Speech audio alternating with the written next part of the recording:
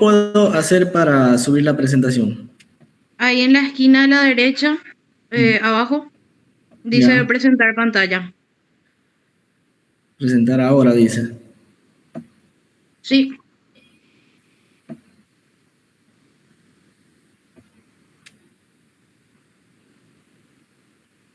si le parece bien, mientras presenta su pantalla, le presento. Sí, por favor, no hay problema. Ok, buenas noches a todos los participantes, buenas noches al doctor. Hoy, continuando con el tercer ciclo de neurología, vamos a tratar el tema de aneurismas de la circulación anterior a cargo del doctor Clever Eduardo González Echeverría, especializado en neurocirugía en el Hospital General de México y la Universidad Nacional Autónoma de México. Tiene un fellow de neurocirugía vascular, Hospital de Sao Paulo y la Universidad Federal de Sao Paulo. Actualmente es neurocirujano en el Hospital General Luis Bernaza y es neurocirujano en el Omni Hospital de Guayaquil, Ecuador. Muchas gracias por la invitación. Hoy vamos a tratar sobre el tratamiento quirúrgico de los aneurismas de circulación anterior. Tengo aquí la presentación, ya, pero no me sale para poderla compartir con ustedes. Cuando le da presentar pantalla, no le sale. Aquí en el PowerPoint. No, acá en el Google Meet dice el tema de presentar pantalla. Entonces, usted presenta su pantalla y abre el PowerPoint para que se vea.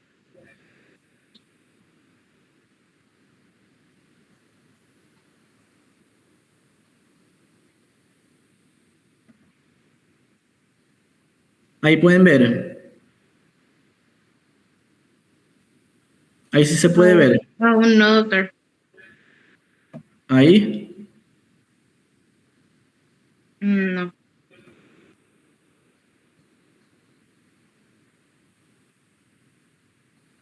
Ahí. Todavía.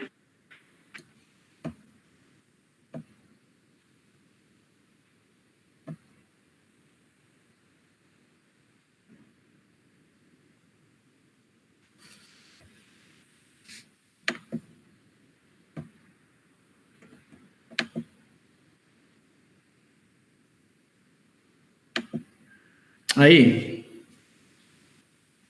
Ahí se ve, doctor. Puede poner pantalla completa. Ya, perfecto. Ya, entonces muchas gracias por la invitación. Les voy a hablar sobre el tratamiento quirúrgico de los aneurismas de la circulación anterior. Básicamente, pues en la actualidad existen algunos tratamientos para los aneurismas de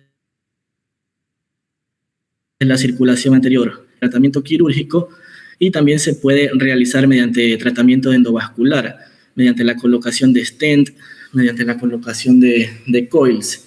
Quien les está presentando actualmente solamente realiza el tratamiento quirúrgico. En esta imagen nosotros podemos observar, la voy a hacer pequeña para poder ir señalando. Aquí tenemos, más que todo esta imagen es para mostrar el abordaje que nosotros realizamos para los tratamientos de los aneurismas. Ya hay diferentes tipos de abordajes dependiendo de la localización del aneurisma y también depende del tamaño. ¿Ya?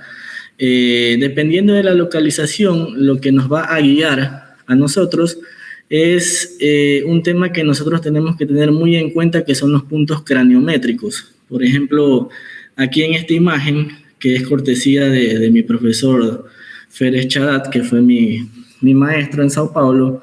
Entonces aquí nosotros retiramos la parte ósea para poder tener una relación con la dura madre y luego por debajo con el parénquima cerebral.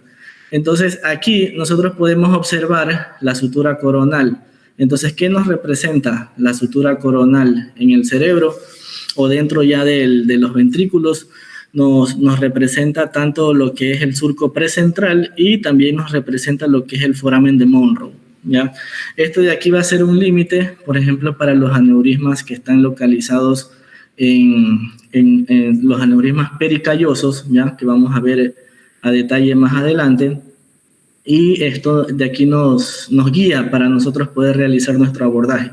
Como nosotros tenemos que la sutura coronal es a nivel del foramen de Monroe, entonces nosotros sabemos que los aneurismas pericallosos los vamos a tener por delante del foramen de Monroe. Es decir, que nuestro abordaje tiene que ir enfocado por delante de la sutura coronal, ¿ya? Aquí nosotros tenemos la línea temporal superior, ¿ok? Esta línea temporal superior nos corresponde con el cerebro a nivel del surco frontal inferior, ¿no? Lo que separa el giro frontal inferior de la parte media. Y aquí nosotros tenemos la sutura escamosa. La sutura escamosa pues nos limita en el cerebro con lo que es la fisura silviana. Entonces nosotros tenemos aquí lóbulo temporal y acá ya tenemos lóbulo, la parte de la región parietal y la región frontal, ¿no? Entonces es así como nosotros delimitamos nuestro abordaje, y cada vez que nosotros hacemos nuestro marcaje para la cirugía siempre hacemos este repaso para no olvidar los elementos anatómicos, no olvidar los puntos craniométricos. Si tienen alguna duda o alguna pregunta me pueden interrumpir durante la conversación, no hay ningún problema, ¿ok? Entonces, en la siguiente diapositiva ya podemos observar más a detalle ya lo que estábamos mencionando. Entonces tenemos la sutura coronal en relación con el surco precentral y a nivel de los ventrículos con el foramen de Monroe, ¿ya? Entonces este va a ser nuestro límite para los aneurismas más que todo pericallosos, ¿ya? A nivel de la línea temporal superior, si se dan cuenta aquí está a nivel del surco frontal inferior, que nos separa lo que es la parte la parte inferior frontal con la parte frontal media, ¿no es cierto? Y acá nosotros tenemos ya la sutura coronal, entonces que está en relación con la fisura silviana. Entonces aquí tenemos lóbulo temporal, lóbulo parietal y lóbulo frontal, ¿ok? Entonces, ¿para qué nos va a ayudar esto? Esto nos va a ayudar porque, por ejemplo, si nosotros tenemos enfocado que vamos a operar un aneurisma de la circulación posterior, un aneurisma del segmento comunicante posterior, entonces nosotros no tenemos que extender tanto nuestro abordaje hacia la región temporal, ya tenemos que enfocar nuestro abordaje más hacia la región subfrontal. En cambio, si nosotros vamos a realizar un aneurisma de la cerebral media, ¿ok? Entonces nosotros tenemos que exponer lo que es la fisura silviana. Entonces la extensión de nuestro abordaje, ¿ya? O de nuestra incisión tiene que ir más allá de la fisura silviana, ¿ok? Es decir, más allá de la sutura escamosa, ¿ya? Entonces eso nos va a ayudar para diferenciar tanto para operar un aneurisma del segmento comunicante posterior como operar un aneurisma de la cerebral media, en la cual necesitamos más extensión temporal, ¿ok? Si nosotros vamos a realizar un abordaje para un aneurisma comunicante anterior, entonces nuestro abordaje va a ser enfocado más hacia la extensión, hacia la línea media, para obtener un mayor abordaje subfrontal, ¿ok?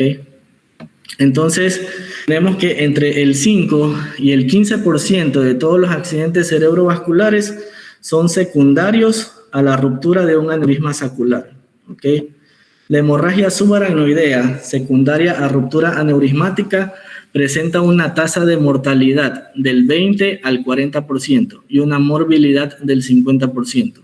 El resangrado en estos pacientes pues, es muy importante, por eso es, valga la redundancia, muy importante el tratamiento precoz de estos pacientes con ruptura aneurismática debido al peor pronóstico que puede tener cuando hay un resangrado. Entre un 50 a un 85% llegan a presentar la muerte. Y el tratamiento, como les había mencionado al inicio, puede ser mediante tratamiento quirúrgico. Ahorita ya también cuando uno realiza el clipaje de los aneurismas, ya también se puede utilizar el endoscopio para poder verificar localizaciones que no pueden ser vistas con el microscopio. Entonces nosotros podemos realizar una revisión con el endoscopio para poder ver si es que el aneurisma quedó totalmente ocluido o no, ¿ya? Entonces también podemos utilizar el Doppler para poder ver si el aneurisma presenta o no ya llenado, y el tratamiento endovascular que se realiza mediante coils o colocación de stents. Este de aquí es, yo también tuve la oportunidad de realizar perdón,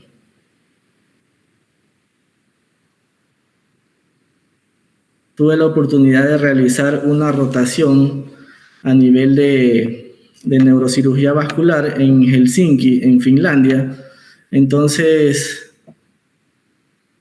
ahí nosotros yo pude colaborar con la elaboración de este libro que ustedes lo pueden encontrar por Google, ¿no? Que se llama Hernesniemi 1001 y más videos neuroquirúrgicos. Entonces ustedes lo pueden poner en Google, ¿ya? Ese título y se lo pueden bajar gratuitamente. Entonces aquí hay un sinnúmero de links, ¿ya? Que les van a llevar a ustedes para cirugías, videos de cirugías que están subidos.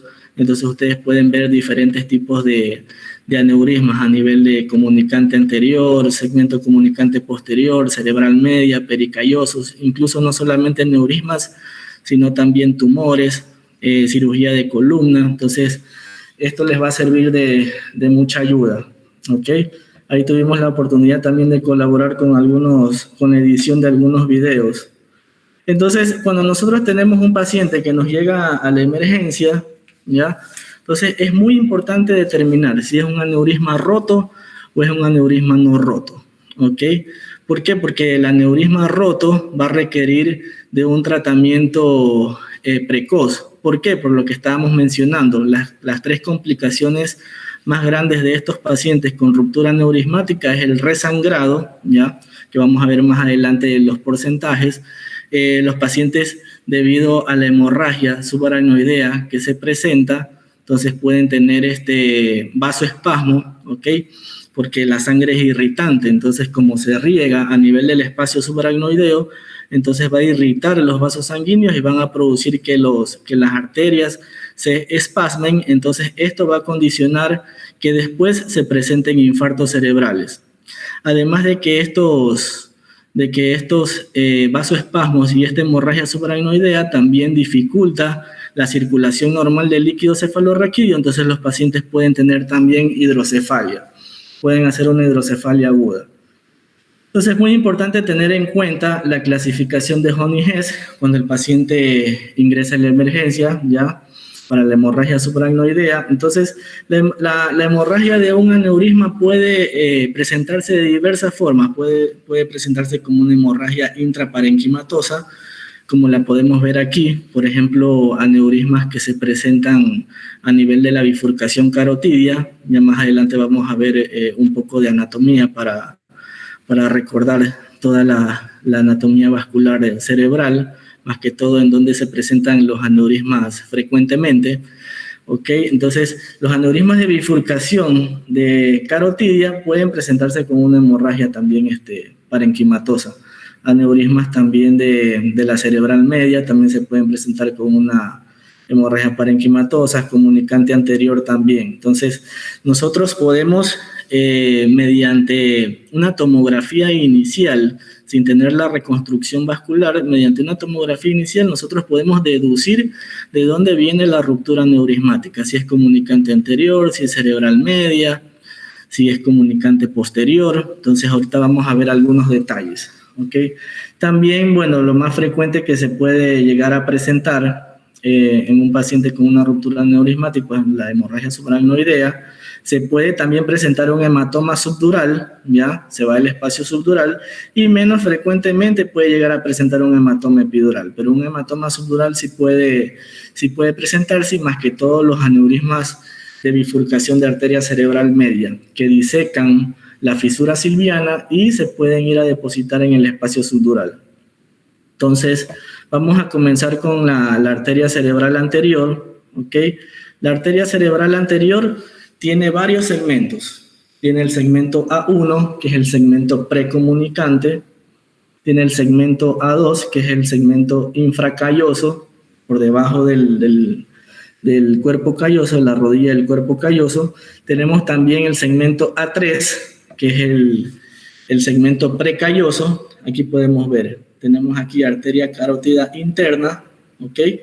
Tenemos aquí la bifurcación de la arteria carótida interna Hacia la parte lateral tenemos el segmento M1 de la arteria cerebral media. Hacia la parte medial tenemos el segmento A1 de la arteria cerebral anterior. De aquí nosotros vamos a encontrar el segmento comunicante anterior, ¿ok? Que se comunica con la otra región, con el otro segmento A1 de la arteria de la bifurcación contralateral. Y de ahí nosotros vamos a tener que, después del segmento comunicante anterior, ya vamos a encontrar el segmento A2, que es el infracalloso, ¿ya? El segmento A3, que es el precalloso, el segmento A4, el supracalloso, y este supracalloso va a ser justamente hasta el nivel del foramen de Monro, ¿ya? Entonces, el foramen de Monro va a ser el que va a dividir el segmento A4 del segmento A5, que es el poscalloso. Entonces, aquí a este nivel nosotros vamos a tener el foramen de Monro, ¿ok? Tenemos segmento A5 por detrás del foramen de Monro, segmento A4 por delante del foramen de Monro, ¿ok? Segmento A3, este es precalloso, ¿ok? Y de aquí de este segmento va a nacer lo que es la arteria pericallosa, ¿ya? Perdón, la calloso marginal, ¿ya? Entonces, esta es la arteria calloso marginal, que va a circular a nivel del surco pericalloso, ¿ok? A nivel del surco que está por arriba del surco del cuerpo calloso. Entonces, aquí tenemos arterias pericallosas, ¿ok? Las arterias pericallosas, tenemos la arteria calloso marginal. Entonces, vamos a seguir con la anatomía. Entonces, aquí nosotros cuando realizamos el abordaje, ya como les estaba explicando en un inicio, dependiendo del tipo de aneurisma que nosotros tenemos, entonces podemos hacer una extensión más hacia la región temporal o hacer una extensión más hacia la región de la línea media. Entonces, cuando nosotros nos vamos hacia las cisternas de la base, ¿qué es lo que nosotros primero encontramos? Vamos a encontrar los nervios ópticos, esto es lo que tenemos que identificar, ¿ok? Nervio óptico tanto del lado derecho y el nervio óptico del lado izquierdo. Inferolateral al nervio óptico vamos a tener a la arteria carótida interna. Ese va a ser siempre nuestro límite. ¿Por qué? Porque cuando nosotros realizamos la disección a nivel de las cisternas de la base, la anatomía se pierde y ya no es igual. Entonces, como está llena de hemorragia, está llena de sangre, entonces la anatomía no es igual, como si no hubiera sangre. Entonces, lo primero que nosotros hacemos es identificar el nervio óptico. Inferolateral al nervio óptico tenemos la arteria carótida interna. Inferolateral a la arteria carótida interna tenemos acá el nervio oculomotor, ¿ya?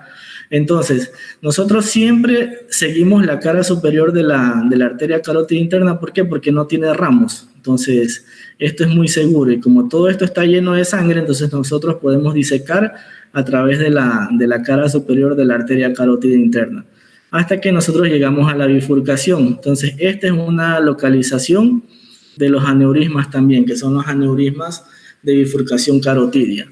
Entonces, una referencia que nosotros también podemos tener en el caso de que nos perdamos a nivel de la cara superior de la arteria carótida interna es seguir al nervio olfatorio, y justamente en su bifurcación va a estar en relación con la bifurcación carotidia también. ¿Okay? Entonces tenemos que lateral ya nos vamos a encontrar al segmento M1 de la arteria cerebral media, y hacia la región medial tenemos el segmento A1 de la arteria cerebral anterior. Entonces de ahí nosotros tenemos el segmento infracalloso que hemos mencionado en la diapositiva anterior, que es el segmento A2. Aquí tenemos el segmento comunicante, ¿ya? Tenemos el segmento A2 contralateral, el segmento A1 contralateral, y aquí tenemos la arteria de Hübner, ¿ok?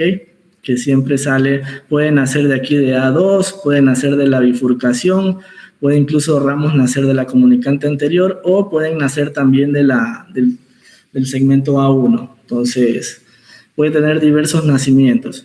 Acá nosotros tenemos nervio óptico del lado izquierdo, ¿ok? Tenemos inferolateral al nervio óptico, nosotros tenemos la arteria carótida interna, aquí tenemos su bifurcación, ¿ok? Aquí tenemos el segmento A1 de la cerebral anterior del lado izquierdo, y tenemos el segmento M1. Bifurcación carotidia, inferolateral a la carótida interna tenemos el tercer nervio craneano, inferolateral al tercer nervio craneano tenemos el borde libre del tentorio, que es esto que está aquí, ¿ya? Todo eso lo vemos en la cirugía. Entonces, y tenemos que identificar todos los elementos para podernos orientar. Entonces, teniendo ya una observación o una imagen ya más lateralizada, entonces aquí vamos a repasar otra vez, nervio óptico del lado derecho, arteria carótida interna, que podemos ver aquí. Tenemos nervio óptico del lado izquierdo, inferolateral, arteria carótida interna, bifurcación de la arteria carótida interna, segmento M1, ¿ya? De la arteria cerebral media, ¿ok?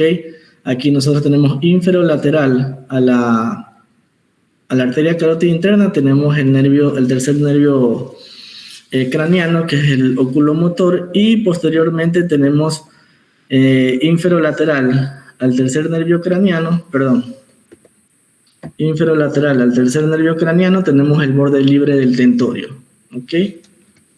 Tenemos el borde libre del tentorio, que es este. Tenemos segmento A1, ¿ok?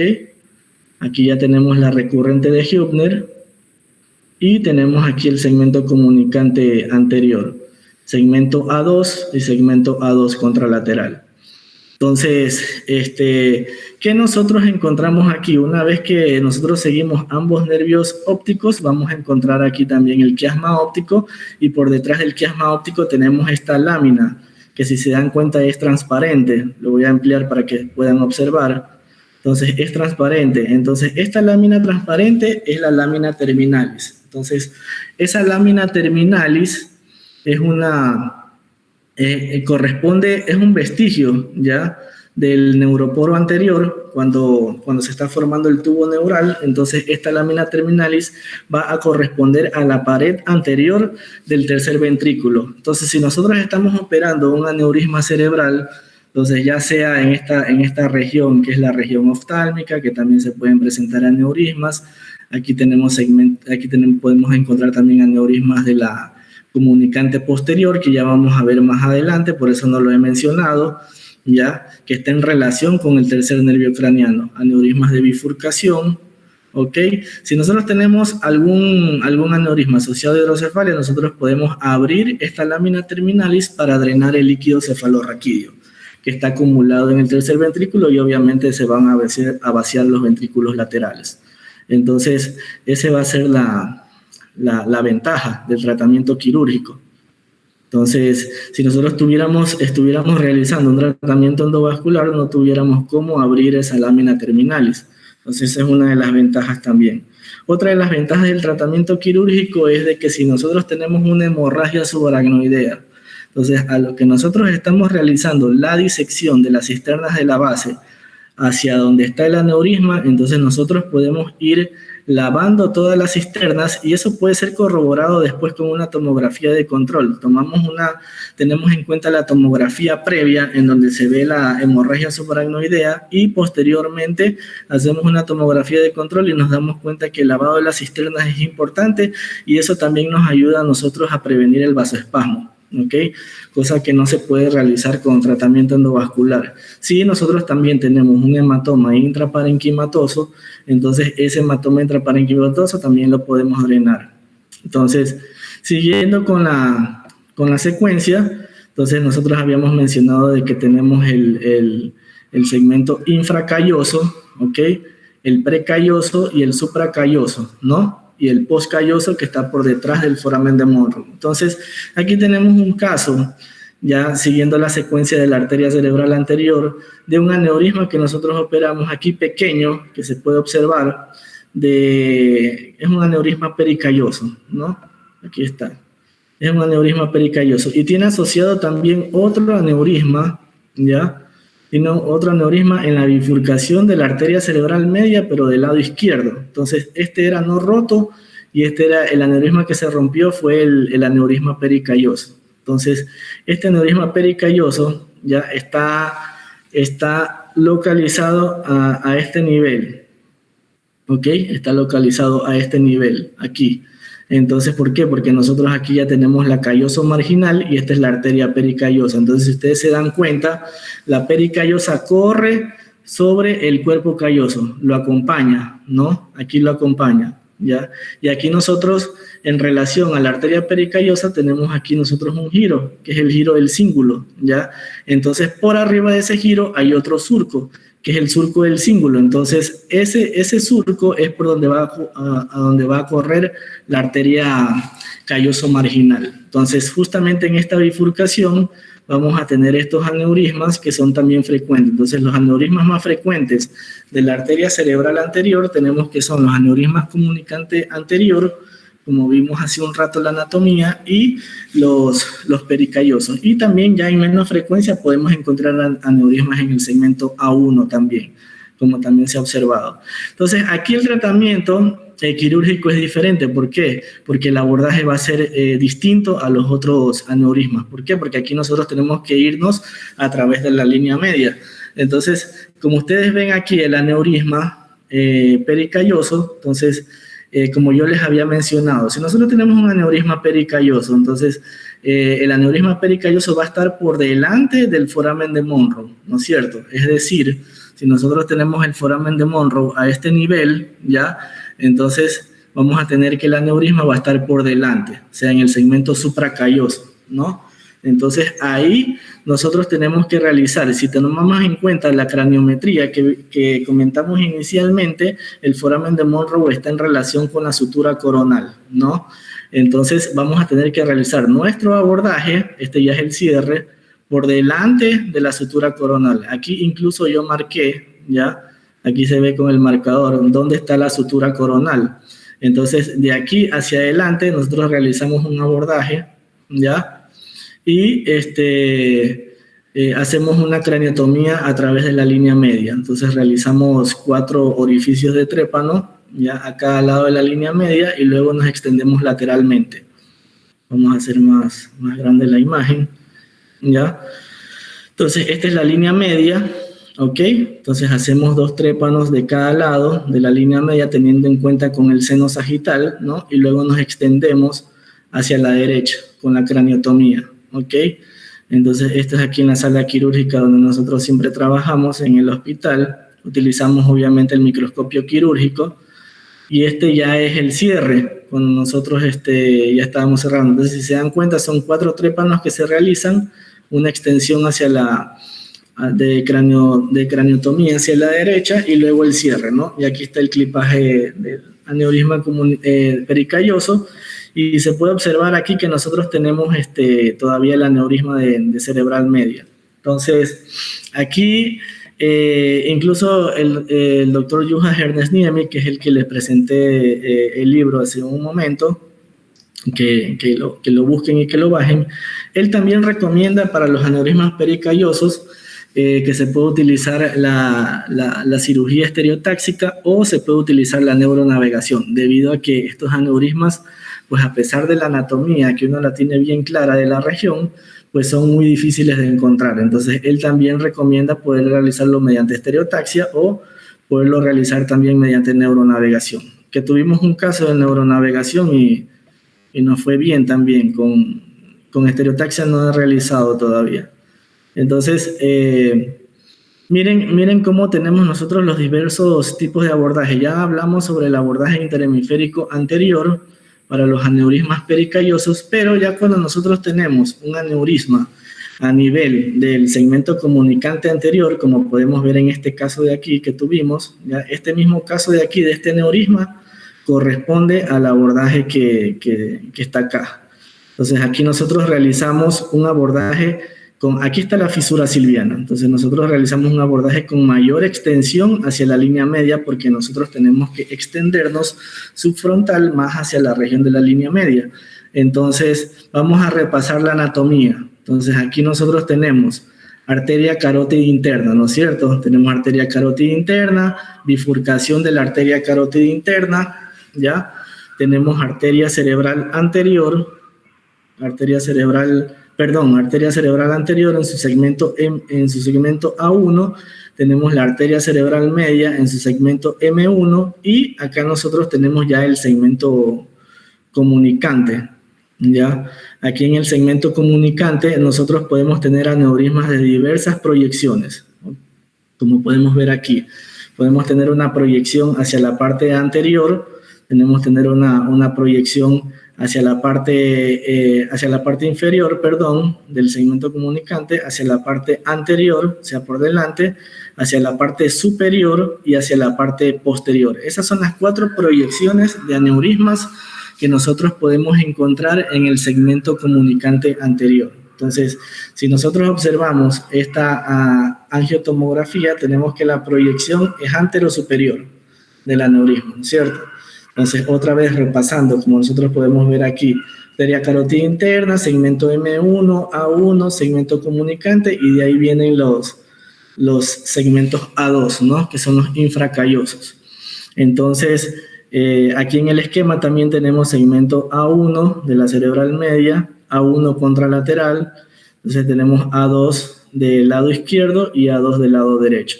Entonces, siempre cuando nosotros vamos a tratar estos aneurismas, entonces es importante identificar estos 4 vasos, incluso las recurrentes de Hübner, porque si nosotros clipamos la recurrente de Hübner, es muy probable ya de que el paciente salga con un déficit motor del lado contralateral. Entonces tenemos que identificar estos 4 vasos antes de realizar el clipaje de estos aneurismas, ¿no? Entonces, posteriormente vamos a ver los diversos abordajes que nosotros podemos tener. Aquí hay un abordaje supraciliar que también se puede realizar, que yo nunca lo he hecho, sinceramente, no tengo experiencia, pero sí en el abordaje supraorbitario lateral, que es este que está aquí, este de aquí sí nosotros realizamos frecuentemente, y el abordaje terional, ¿no es cierto? Estos de aquí son los 3 abordajes más usados para la circulación, para los aneurismas de la circulación anterior, tanto para aneurismas del segmento oftálmico, aneurismas de bifurcación carotidia, aneurismas de segmento comunicante anterior, aneurismas de segmento comunicante posterior, aneurismas de arteria cerebral media, y todo realmente va a depender de la experiencia del neurocirujano. Por ejemplo, si yo no he tenido experiencia en un abordaje supraciliar, entonces hay otros neurocirujanos que sí han tenido experiencias con ese abordaje, entonces puede ser realizado siempre y cuando nosotros obtengamos el fin de la cirugía, que es la oclusión del aneurisma. Entonces, pueden ser utilizados cualquiera de estos 3 abordajes, ¿ok? Entonces, y los aneurismas pericallosos, pues que ya mencionamos, que son mediante un abordaje interhemisférico anterior. Entonces, esta es una imagen del doctor Feres Chadat de Brasil, en la cual muestra un abordaje clásico ya terional del lado derecho. Entonces, ¿cuál es la limitante del abordaje terional? Siempre va a ser la fisura silviana. La fisura silviana tiene que estar en el centro de la craniotomía. Entonces, este va a ser el límite, ¿no?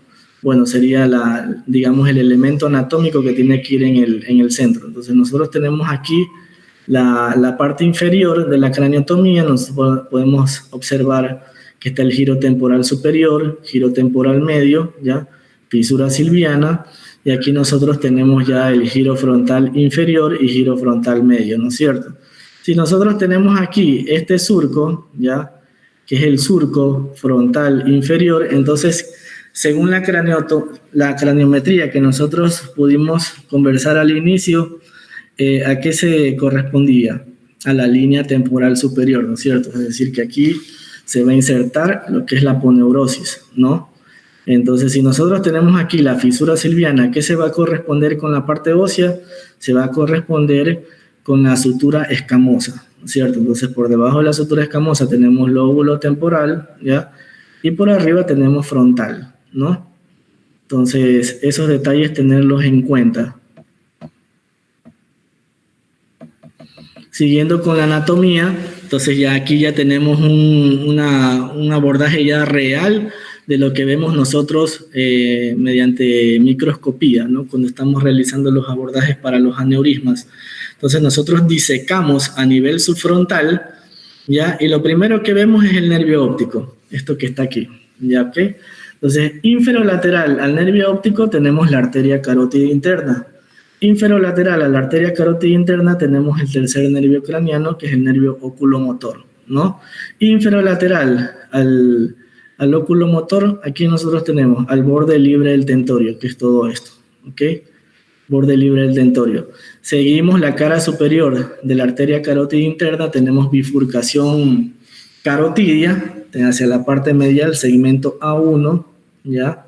De la arteria cerebral anterior, la arteria recurrente de Heubner, tenemos aquí, ¿ya? Tener en cuenta con esa arteria también para el clipaje de los aneurismas. Aquí tenemos el segmento A2, el infracalloso, tenemos el segmento A2 contralateral, ¿ya? Y aquí nosotros podemos obtener ya el segmento M1 de la cerebral media, hacia la parte lateral. Y posteriormente vamos a la bifurcación. Este de aquí es un ramo precoz, ¿ya? El segmento M1. Entonces, este es el abordaje interhemisférico que nosotros realizamos para los aneurismas pericallosos. Entonces, como habíamos mencionado, tener en cuenta la sutura escamosa, la sutura coronal, ¿no? Que está a nivel del foramen de Monroe. Entonces, por delante, esta es una craniotomía parasagital. Entonces, el caso que nosotros mostramos era una craniotomía que abarcaba la línea media, ¿ok? Entonces, aquí nosotros podemos identificar los elementos. Entonces, tenemos lóbulo frontal, aquí tenemos la arteria cerebral anterior, que son las arterias pericallosas, ¿ok? Y aquí tenemos la calloso marginal. Entonces, como les había mencionado, entonces entre la pericallosa, ¿ya? Y la calloso marginal, que está acá, entonces suelen haber ciertos aneurismas. Entonces, estos son tratados por medio de un abordaje interhemisférico anterior. Y aquí nosotros tenemos el cuerpo calloso. ¿Ok? Acuérdense que el cuerpo calloso es el techo del ventrículo lateral. Entonces, si nosotros perforamos a este nivel, vamos a entrar al ventrículo y también nos ayudaría para el tratamiento de la hidrocefalia. En el caso de que estos pacientes con aneurismas pericallosos también tengan hidrocefalia, se puede llegar a perforar el techo y podemos abrir el ventrículo, ¿no? Sin ningún problema. Entonces aquí tenemos otro ejemplo: arteria cerebral anterior, arteria calloso marginal, arteria pericallosa, ¿ya? Y en la bifurcación encontramos los aneurismas pericallosos. Aquí ya ese es un esquema, aquí ya en un espécimen cadavérico. Entonces nosotros hacemos el abordaje interhemisférico anterior, tenemos las arterias pericallosas, ¿ok? Y aquí ya podemos encontrar la calloso marginal. Entonces en esta bifurcación nosotros encontramos los aneurismas y aquí en el fondo podemos observar el cuerpo calloso, ¿ya? Entonces, si tienen alguna duda, me pueden preguntar, ¿ok? Entonces, los aneurismas rotos ya tienen una mortalidad o una morbilidad que va a depender del sangrado inicial, ¿ya? Dependiendo del tipo de sangrado, por ejemplo, una hemorragia Fisher 4, que ya es una hemorragia intraventricular, tiene una mortalidad mayor al 90%. Entonces, todo va a depender del sangrado. Va a depender también del resangrado, porque si un paciente sangra y luego resangra, entonces la mortalidad es mayor. El vasoespasmo, que como les mencioné anteriormente, va a depender de la hemorragia que ocurre en el espacio subaracnoideo. Entonces, esta hemorragia, como es irritante, entonces va a provocar el espasmo de las arterias y esto va a producir, consecuentemente, infartos cerebrales. Y la hidrocefalia, pues, por el mismo mecanismo de la hemorragia subaracnoidea, que evita que el líquido cefalorraquídeo circule normalmente, o las hemorragias ya dentro del ventrículo, pues que evitan la circulación del líquido. Entonces aumenta el tamaño ventricular y produciendo la correspondiente hidrocefalia. Entonces, ventaja quirúrgica, si nosotros operamos a estos pacientes, entonces si nosotros tenemos un aneurisma pericalloso, podemos abrir el techo del cuerpo calloso, entrar al ventrículo lateral y drenar líquido cefalorraquídeo, incluso hasta hematomas, ¿ya? Si nosotros tenemos el resto de los aneurismas, entonces realizamos cualquiera de los tres abordajes que habíamos mencionado anteriormente, y llegamos hacia la lámina terminalis, que es la pared anterior del tercer ventrículo. Acuérdense lo que les había mencionado, ¿no? Vestigio del neuroporo anterior en la formación del tubo neural.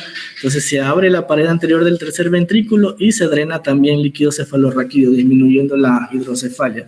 En algunos casos, a pesar de realizar este tipo de tratamientos, los pacientes después pueden presentar nuevamente hidrocefalia. Entonces, en este caso, ahí ya se tiene que resolver mediante colocación de ventriculostomía, si todavía presenta sangrado agudo, ¿ya? O ya después definitivamente con una derivación ventriculoperitoneal. Del 20 al 30% presenta un resangrado antes de los 30 días posterior al primer sangrado. Durante el primer día se presenta un 4% de resangrado, y del 1 al 2% diario durante las 4 próximas semanas, y se determina también un 3% de resangrado anual, ¿no? Entonces, esto para los aneurismas rotos. Entonces, también en algunos casos, más que todo en Brasil se utiliza bastante lo que es el monitoreo intraoperatorio para el clipaje de los aneurismas. Se puede utilizar el monitoreo. Entonces, en algunos casos, cuando se realiza el clipaje de estos, pues puede bajar lo que es la intensidad, ¿no?, de la señal. Entonces, esto nos está indicando pues que puede ser, en el caso, supongamos, de los aneurismas comunicantes anterior, que nosotros estemos clipando accidentalmente a la arteria recurrente de Hübner, entonces nos indica el potencial baja, ¿no? Entonces nos indica que algo está pasando. Entonces ahí lo que vamos a realizar es a revisar nuevamente el clipaje, ¿no? Porque puede estar accidentalmente cerrada esa arteria. Incluso en los aneurismas del segmento comunicante posterior, como nosotros por detrás del segmento comunicante posterior tenemos el segmento coroideo, entonces también en el clipaje de los aneurismas comunicantes posteriores se puede también cerrar accidentalmente la coroidea anterior, y eso también puede provocar una baja del potencial. Entonces, en algunos casos se puede utilizar también el monitoreo intraoperatorio. Hablando de los aneurismas de la arteria cerebral media, ya, como habíamos mencionado, aquí presentamos algunos casos. Entonces, siguiendo la secuencia, ¿qué habíamos dicho?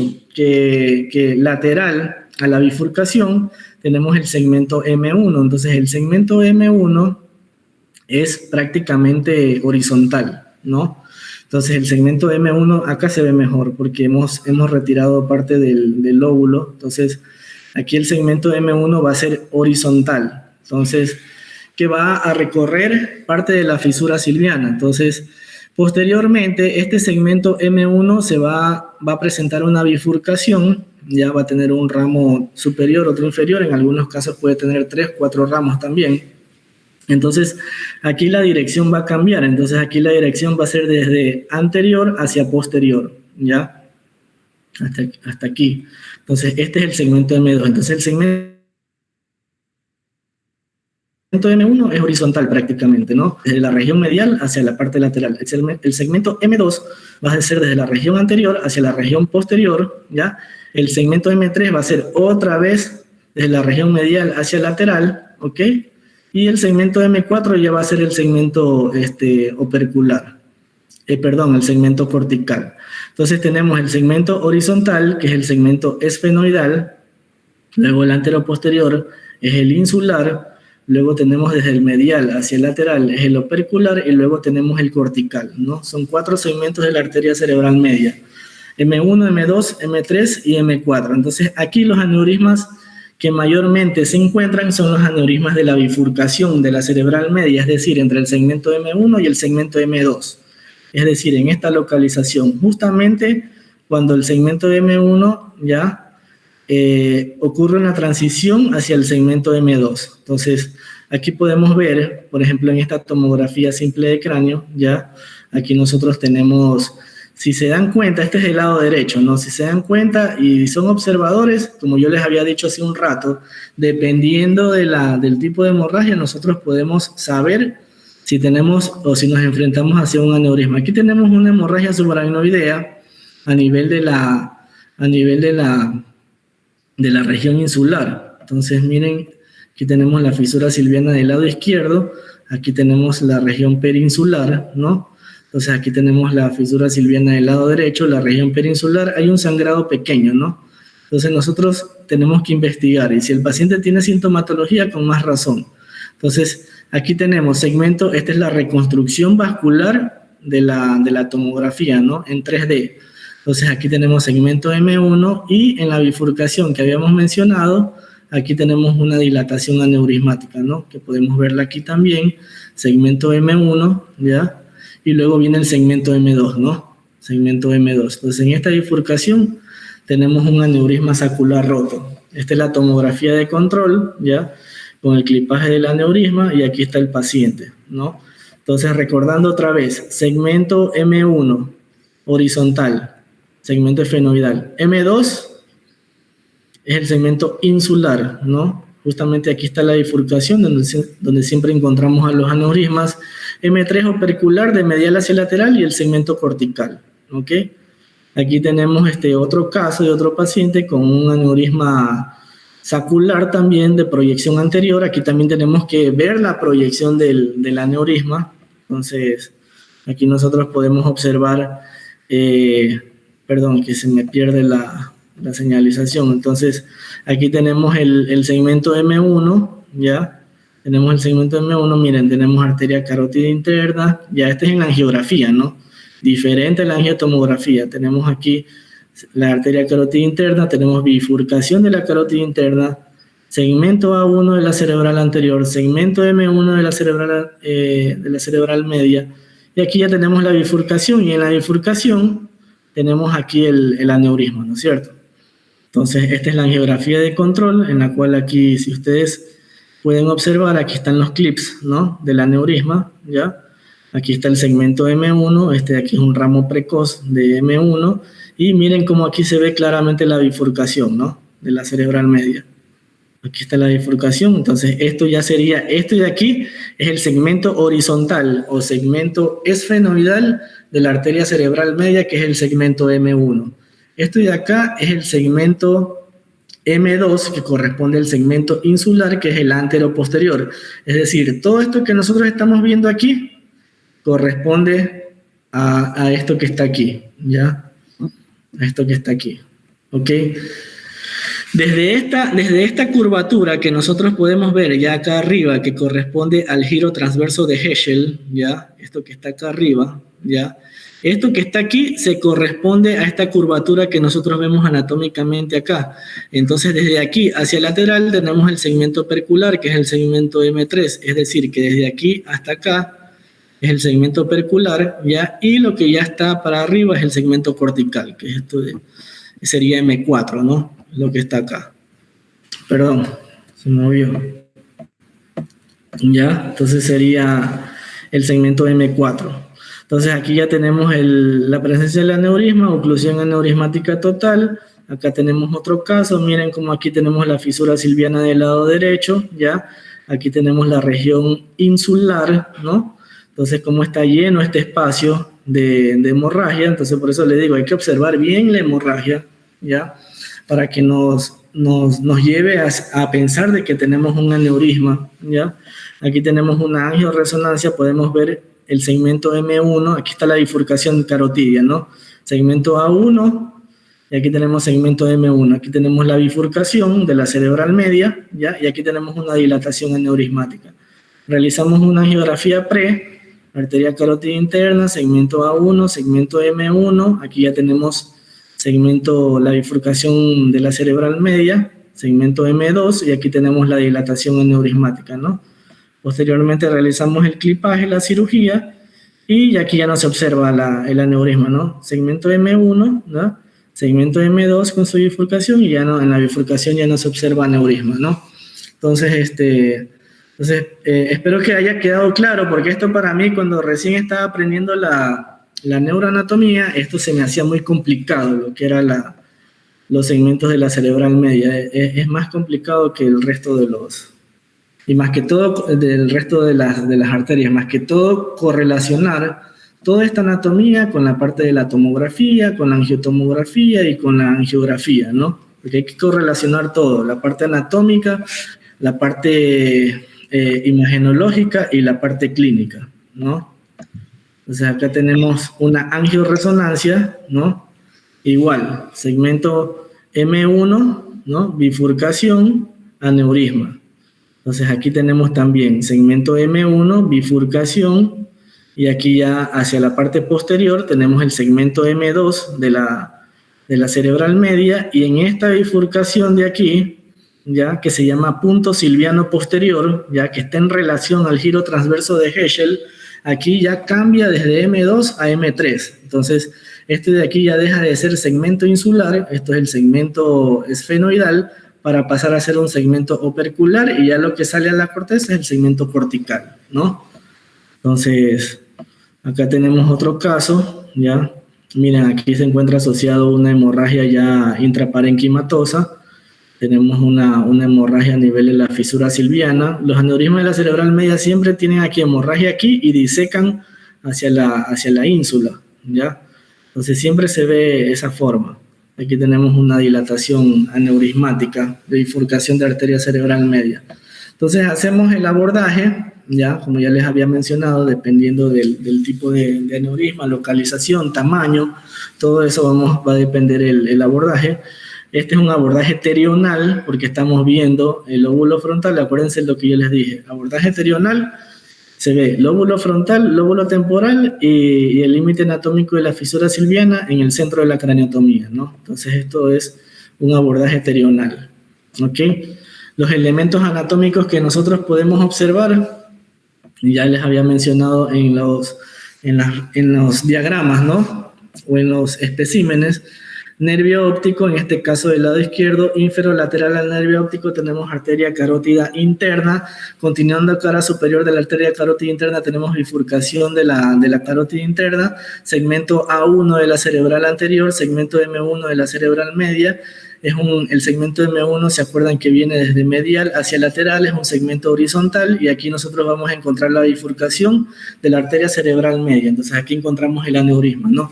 Y de delante hacia atrás, ¿qué ya tenemos? El segmento M2, que sería el segmento insular, ¿ya? Y acuérdense que lo más frecuente es un ramo que tenga un ramo superior y un ramo inferior, ¿no? Entonces, todos estos elementos tenemos que tener en cuenta en la cirugía para poder realizar un adecuado clipaje, ¿ya?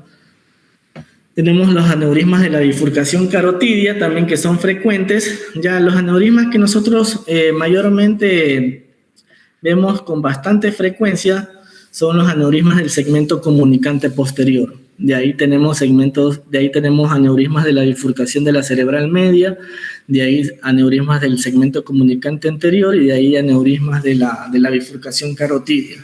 Entonces, aquí tenemos una angiografía. Miren cómo tenemos la arteria carótida interna, y en el tope de la bifurcación tenemos un aneurisma, segmento M1, ¿no? Y segmento A1. Entonces, aquí tenemos nosotros la representación en cirugía. Entonces, nervio óptico sería del lado derecho, inferolateral al nervio óptico tenemos arteria carótida interna, que tenemos tercer nervio craneano y borde libre del tentorio, ¿no? Todo como lo vimos tal cual Y aquí tenemos bifurcación carotidia, tenemos segmento M1 y segmento A1, perdón, aquí es el aneurisma, ¿ya? Y aquí se va a colocar el clip del aneurisma. Entonces aquí tenemos segmento A1, M1, y aquí está el aneurisma, y aquí procederá a la colocación del clip, ¿no? Entonces, todo se basa en un solo principio, lo que es la anatomía, ¿no? Entonces, si nosotros sabemos bien la neuroanatomía, la correlacionamos con la tomografía, con la reconstrucción en 3D, correlacionamos con la angiografía y luego con la cirugía, entonces nunca nos vamos a perder, ¿no? También tenemos aneurismas incidentales, ¿no? Que en la mayoría de los casos se presentan clínicamente sin ningún déficit neurológico, ¿ya? La historia natural, la topografía y el tamaño del aneurisma deben compararse con los riesgos del tratamiento. Esto también es muy importante. Por ejemplo, pacientes que tienen una localización, que tienen un aneurisma de difícil acceso, que son de edad avanzada, entonces se puede se puede pensar en realizar un tratamiento endovascular. En relación al tamaño ya de los aneurismas, por ejemplo, que son más grandes, tienen un riesgo menor de sangrado que un aneurisma pequeño. El aneurisma pequeño tiene mayor riesgo de sangrado que el aneurisma más grande, incluso que aneurismas gigantes, ¿ya? No existe evidencia, ya, supuestamente, de que haya ninguna relación entre el tamaño del aneurisma y el volumen del sangrado de la hemorragia subaracnoidea. Aquí hablamos del volumen, ya, no hablamos de que si sangra o no sangra. Entonces, los aneurismas pequeños, estos sangran con mayor frecuencia que los aneurismas más grandes, ya, pero el volumen no tiene nada que ver. Puede un aneurisma pequeño sangrar masivamente y un aneurisma muy grande sangrar poco, ¿no? A eso se refiere. Entonces la evolución va a depender del grado de la escala de Hong-Hest que vemos al inicio, la edad y el vasoespasmo clínico, que acuérdense que nosotros tenemos que controlar a estos pacientes hasta el día 21, que es el periodo máximo de vasoespasmo, ¿ya? Y el riesgo de ruptura de un aneurisma se basa también en su historia natural, según la ISUIA, ¿no? Del 1 al 2% anual. Entonces, ahora continuando con los aneurismas incidentales, hay en algunos casos que se incrementa el riesgo del sangrado, por ejemplo, enfermedad aneurismática múltiple, que pueden haber pacientes que tengan asociados 2, 3 aneurismas, ¿no? Aneurismas de la circulación posterior también tienen un riesgo elevado de sangrado. Antecedentes de hemorragia subaracnoidea, hay pacientes que han tenido hemorragias anteriores y no han sido tratados de muchos días, ¿ok? Y los antecedentes familiares. El riesgo moderado del sangrado es más frecuente en aneurismas de 6 a 24 milímetros y el riesgo alto de sangrado es el 6% en el primer año y 45% en los 7.5 años posteriores, ¿ya? Aneurismas de la región clinoidea, ya que habíamos mencionado aneurismas oftálmicos. Aquí tenemos un caso, por ejemplo, en algunos casos se necesita retirar lo que es la clinoides anterior, ¿ya? Aquí tenemos un caso de un aneurisma en el segmento oftálmico. Acuérdense, aquí tenemos arteria carótida interna, ¿no? Tenemos la bifurcación y tenemos el segmento A1 M1. Entonces, en el segmento oftálmico, en relación a la clinoides anterior, tenemos aquí un aneurisma de proyección medial, ¿no? Entonces, si nosotros hablamos de que todo esto es anatomía, si nosotros hablamos que la arteria carótida interna es inferolateral al nervio óptico y si nosotros tenemos que este aneurisma tiene proyección medial, ¿a quién va a comprimir? Va a comprimir al nervio óptico, ¿no? Entonces, aquí nosotros podemos ver, este es el mismo caso del aneurisma, ¿ya? Y está comprimiendo al nervio óptico. Miren cómo teniendo relación a las otras imágenes que ya vimos, ¿no? Entonces, miren cómo se acinta el nervio óptico, ¿no? Debido a la compresión. Entonces, el tratamiento endovascular de este tipo de aneurismas, de este tamaño, pues realmente no nos ayuda mucho. ¿Por qué? Porque aquí el aneurisma al tener ese tamaño, pues va a tratar o va a comprimir el nervio óptico y va a comprimir a tal punto que como que si fuera un tumor, ¿no? Entonces provoca un efecto de masa. Entonces aquí lo ideal es el tratamiento quirúrgico. Si nosotros en este aneurisma colocamos coils, lo que vamos a hacer es a comprimir mucho más el nervio óptico y es muy probable que el paciente pues pierda la visión, ¿no? Entonces, tenemos aneurismas gigantes, como en este caso, ya que tuvimos la oportunidad de operar. También era un aneurisma del segmento oftálmico, que está en la reconstrucción 3D, que había sido embolizado 8 años previos al tratamiento quirúrgico, ¿ya? Aquí tenemos la tomografía, se puede observar, miren el tamaño del aneurisma, ¿no? Es realmente muy grande, es gigante realmente. Y esta parte era la que todavía tenía circulación, ¿ya? Que es lo que se ve aquí. Entonces estaba con trombosis, con calcificación. Entonces, debido al efecto de masa, como les digo, estos aneurismas, ¿qué hacen? Actúan como que si fuera un tumor. Entonces, si tiene un efecto de masa y el paciente más que todo tenía problemas conductuales, entonces problemas psicológicos, entonces lo que hicimos fue una craniotomía terional del lado izquierdo, ¿ya? Como podemos ver aquí, Entonces, aquí está la dura madre, aquí está el parénquima cerebral, realizamos una corticotomía a nivel de donde estaba la lesión. Aquí se ve el aneurisma, ¿ya? Todo esto que está aquí abajo se ve el aneurisma, pero seguimos en la apertura de la cápsula de la pared, perdón, del aneurisma. Entonces entramos y lo que nos encontramos fueron trombos, ¿ya? Todo el aneurisma estaba trombosado, entonces procedimos a retirar todo el trombo hasta poder dejar libre esta parte que posteriormente fue tratado mediante terapia endovascular y así quedó finalmente, ¿no? La resección de toda la parte de los trombos dentro del aneurisma. Entonces, si se dan cuenta, miren la presión o miren la hipertensión intracraneal que presenta. Aquí está la dura madre, aquí está el parénquima cerebral, entonces prácticamente se quiere salir, ¿no? Del límite de la dura. Entonces aquí ya se ve como el parénquima cerebral ya cae, ¿no? Ya una vez que se ha resecado los trombos. Y posteriormente, pues el cierre. Fue un abordaje terional clásico del lado izquierdo. El paciente mejoró mucho clínicamente.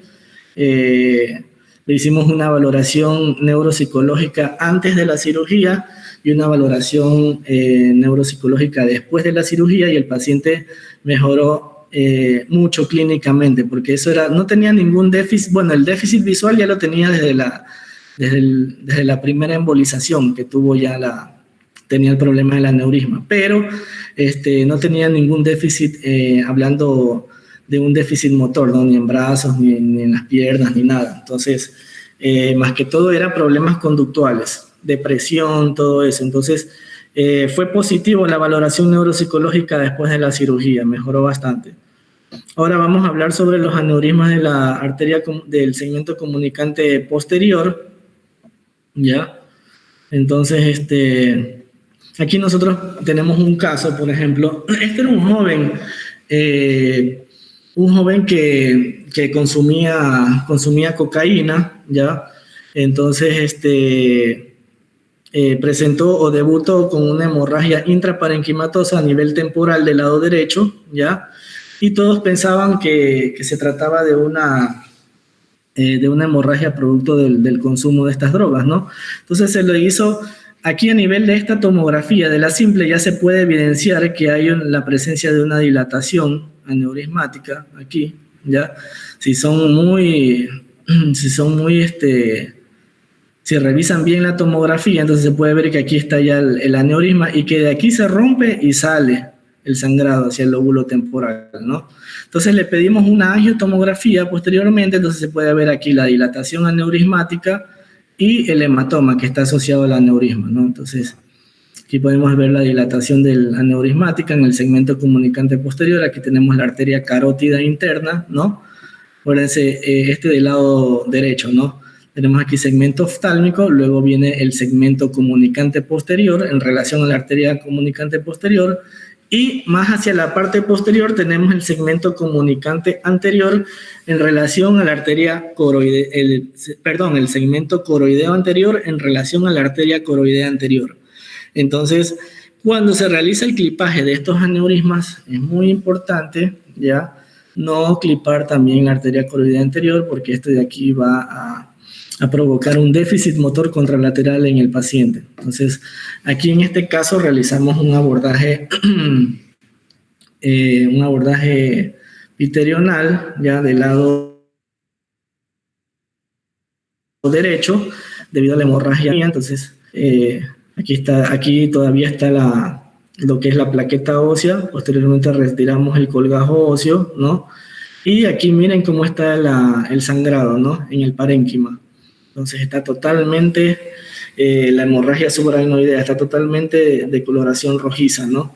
Entonces aquí tenemos la disección de las cisternas de la base y posteriormente el clipaje y la oclusión total del aneurisma, ¿no? Entonces acá vamos a mostrar otro caso, ¿ya?, de un aneurisma comunicante posterior. Aquí tenemos que también fue tratado mediante cirugía. ¿Ya? Aquí tenemos el recuerdo anatómico, que es básicamente lo que hemos observado, ¿ya?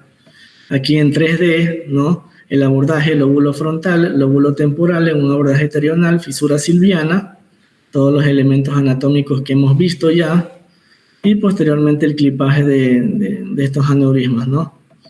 Acá tenemos otro caso, ya, de un aneurisma comunicante posterior, también sacular. Aquí tenemos arteria carótida interna, segmento oftálmico, segmento comunicante posterior. Aquí estaría el segmento coroideo, segmento A1, comunicante anterior, segmento A2 de la cerebral anterior, segmento M1 de la cerebral media, bifurcación de la arteria cerebral media. Y aquí tenemos los ramos, superior e inferior, ¿no? Tenemos aquí lo que es esta es una visión microscópica, lóbulo frontal, arteria carótida interna, y aquí tenemos el aneurisma, ¿no? Que ya está clipado. La tomografía de control, ¿ya? Tomografía de control, si se dan cuenta aquí ya no hay presencia del aneurisma, como podemos ver acá, y acá ya se puede ver este es el clip. Esto que se ve aquí es el clip, esta es la clinoides anterior, aquí tenemos la arteria carótida interna, aquí ya no se ve aneurisma porque está el clip, si se dan cuenta atraviesa hasta acá, hasta el otro lado, entonces está totalmente ocluido. Aquí tenemos bifurcación carotidia, ¿ya? Aquí tenemos segmento A1, segmento M1 y acá está la bifurcación, ¿ya? Entonces, estos son los aneurismas que nosotros frecuentemente tratamos mediante cirugía, ¿ya? No sé si tienen alguna pregunta, alguna duda. No sé si tienen alguna pregunta. Excelente, doctor. Genial la conferencia. No sé, entonces, ¿alguno de los compañeros tiene alguna pregunta, algo que quiera consultar? Pueden, como siempre, prender sus micrófonos, escribir por el chat. Perdón, no escuché claro. Solamente para los participantes, doctor. Si es que quieren hacer sus preguntas, pueden prender sus micrófonos sin problema. Ah, ya, ok, perfecto.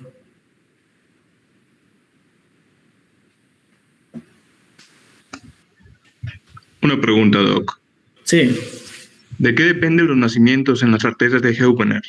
O sea, para que sean diferentes. Eso de ahí son ya variantes anatómicas. Entonces, pueden hacer a nivel del segmento A1, pueden hacer en el segmento comunicante anterior, en el segmento A2, en la bifurcación entre A1 y A2. Estas son variantes anatómicas que pueden encontrarse. Esto no depende de algo específico. Ya son variantes anatómicas. Como las proyecciones también que comentaba del aneurisma. Exacto, que también como las proyecciones de los aneurismas. Ahí en el segmento comunicante anterior, como hemos mencionado, proyección anterior, superior, inferior y posterior. Entonces, los que son de proyección posterior, aquí la desventaja es por las perforantes. Entonces, clipar unos aneurismas de proyección posterior, entonces puede provocar deterioro en el paciente, ¿no? Diferente de los que son de proyección anterior o inferior. Y una última pregunta, profe, Sí. o doctor. De las cirugías que comentaba para los tratamientos del aneurisma, de las 3 que mencionó, ¿en qué casos se utiliza cada una? No entendí ahí. No entendí la pregunta. O sea, comentó 3 cirugías, 3 métodos de cirugía. Ah, ya, esos son los 3 tipos de abordajes que se pueden, que están descritos, ¿no? Entonces, el supraciliar, ya que hay ciertos tipos de neurocirujanos que están acostumbrados a realizar ese tipo de abordaje, ¿no? Para los aneurismas de ciertos tipos de aneurismas, ¿no? Entonces, pero yo no estoy familiarizado con ese abordaje. De ahí tenemos el otro tipo de abordaje, que es el abordaje supraorbitario lateral.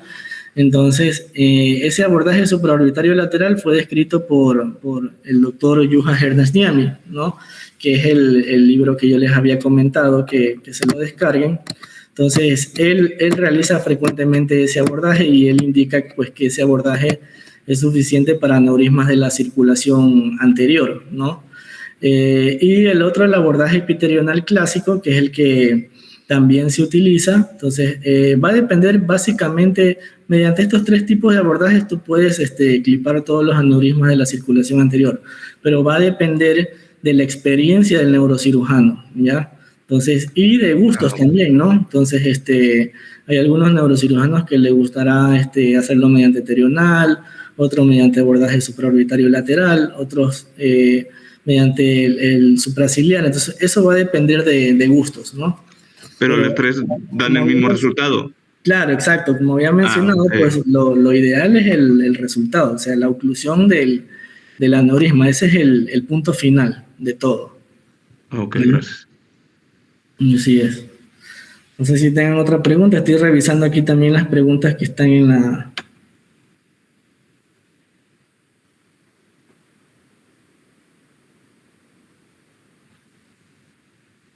Dice, aquí hay una pregunta que dice, ¿de qué varía de un 20 a un 40% la tasa de morbilidad? Realmente es que cuando nosotros tenemos una ruptura, mencionamos, ¿ya?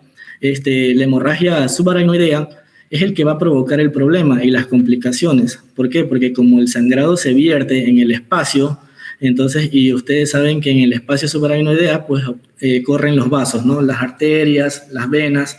Entonces, al haber un sangrado, va a provocar un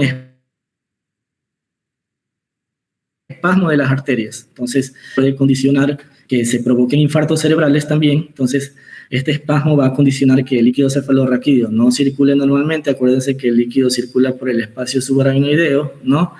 Y si hay una hemorragia intraventricular, pues no va a circular el líquido cefalorraquídeo normalmente en el ventrículo, entonces se va a dilatar.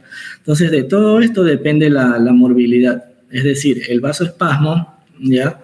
El resangrado, es decir, si no se trata de un aneurisma, pues obviamente el aneurisma puede romperse nuevamente, ¿ya? Y la hidrocefalia. Entonces, de eso va a depender. Entonces, por eso es importante resolver rápidamente estos cuadros de rupturas aneurismáticas. Pero eso es influencia anatómica ¿Perdón? también, profe. ¿Eso es ¿Cómo? influencia anatómica? ¿Es una influencia anatómicamente hablando? No es influencia anatómica, eso no tiene nada que ver, porque pueden haber aneurismas, por ejemplo, de la arteria cerebral media, ya aneurismas pequeños, ya. Entonces, estos aneurismas pequeños se pueden complicar, pueden presentar un resangrado con un sangrado masivo, como pueden tener una hemorragia pequeña. Podemos tener también aneurismas de la arteria, por ejemplo, del segmento, de la región pericallosa o del segmento comunicante anterior, que pueden tener, si ustedes se dieron cuenta, el segmento comunicante anterior está en relación a la lámina terminalis. Entonces, si este aneurisma se rompe, puede romper la lámina terminalis y puede haber un sangrado dentro del ventrículo. Entonces, de todo esto va a depender. ¿Ya? A ver otra pregunta por aquí.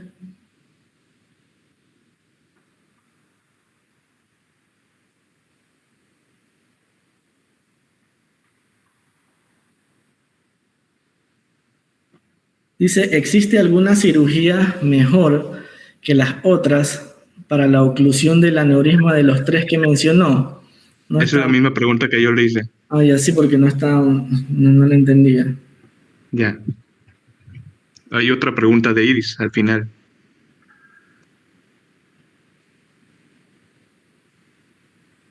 ¿Cuánto es el tiempo aproximado para realizar el procedimiento del clipaje? Esto va a depender también, va a depender de la complejidad del caso, ¿ya? Del tamaño del aneurisma. Entonces va a depender en algunos casos, por ejemplo, el cerebro no está muy edematizado, ya en otros casos sí el cerebro está muy edematizado, entonces complica un poco el tratamiento quirúrgico, la disección. También va a depender del sangrado. Hay en algunos casos que las cisternas están llenas de hemorragia, en otros casos pues no se observa tanta hemorragia, entonces y permite la disección de las cisternas hacia el aneurisma. Entonces todo esto va a depender, pero básicamente esta cirugía con abordaje y cierre más o menos se demora entre unas 3-4 horas. ¿Ya?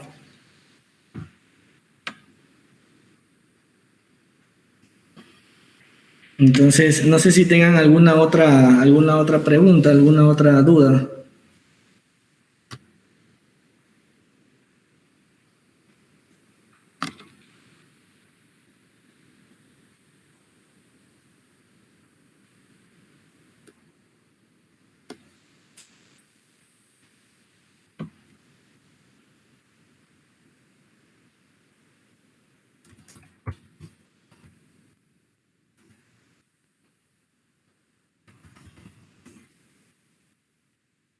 Ok, doctor, creo que no hay pregunta, entonces podemos ir cerrando la transmisión. Te agradezco realmente por esta colaboración, creo que estuvo bastante completa y fue de agrado para todos. Ojalá que podamos realmente volver a reencontrarnos en algún momento y que puedan ocurrir nuevas ideas para los chicos para aprender de esta área que es la neurocirugía, ¿no?